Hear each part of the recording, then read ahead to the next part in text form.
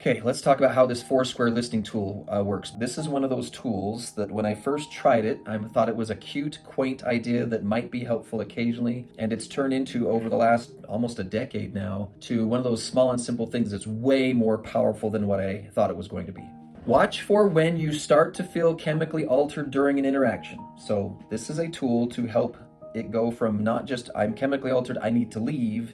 This allows you to possibly do some processing before you leave, to maybe move things forward a little bit, possibly turn a conflict into connection. So you're watching yourself, you're watching your body, and as soon as you feel like it's getting, like you can feel the buzz, you can feel the distortion coming, you want to practice this gesture. It's really helpful even before you know what to say. If we get an autonomic response and you just start using this breaks in the snow movement with your hands, not to the face, but below the chin, it will usually confuse the other person to the point where they say, why are you doing that? And then you become a little more conscious, go, why am I doing this? Then you can prepare the phrase, what you're saying is important to me, but I want to be able to write it down. I feel myself kind of getting buzzy. I feel myself getting some chemicals. I want to write down what you're saying. This is a very interesting psychological experience when someone who's listening to you says with an adequate amount of sincerity, hold on a second. What you're saying is important to me. I want to grab a piece of paper and write it down because I know that I'm in a state of mind where I'm not going to hold on to everything you say. Can anyone tell me what you would experience if the other person said that to you?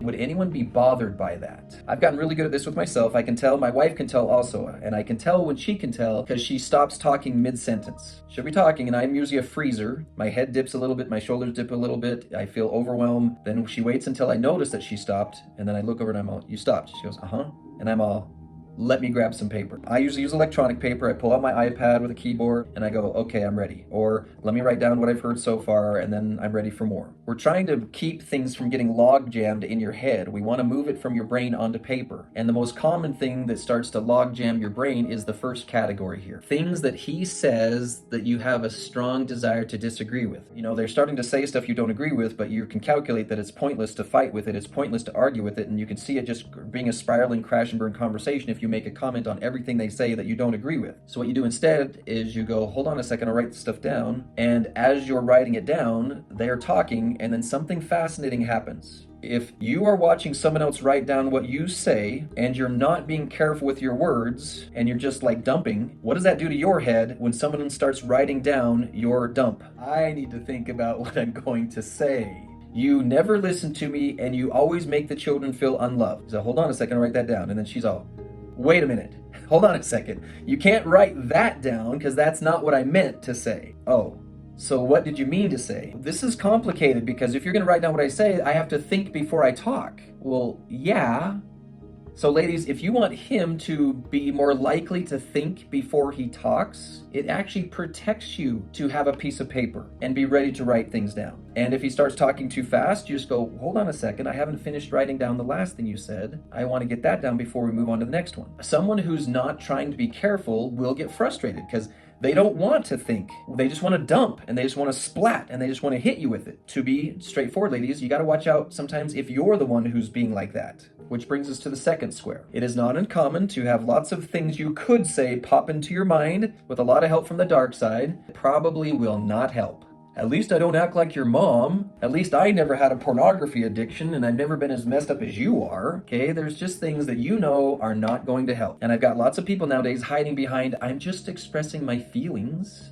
So as long as I'm expressing my feelings, I can unleash my tongue and say whatever comes into my mind. No, we want these men to be disciplined with what they do and they say.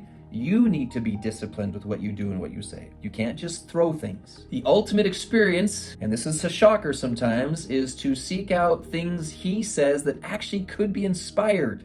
Okay, you might need to be an old 49ers with a pan and lots of sand and gravel and you're pulling out these tiny little gold chunks, but maybe there's something important in there. And my challenge to you and to the men is in this other right-hand corner, things you could say that are probably inspired. I hold each person responsible to find inspired things to say. And as you might guess, this can take time. So you slow it down with the breaks in the snow gesture. And then if the conversation ends, but it's not completed, you can take this piece of paper to your pioneer woman experience, to your woman in the mountain, man in the mountain experience and say, he said a lot of things that don't make sense to me.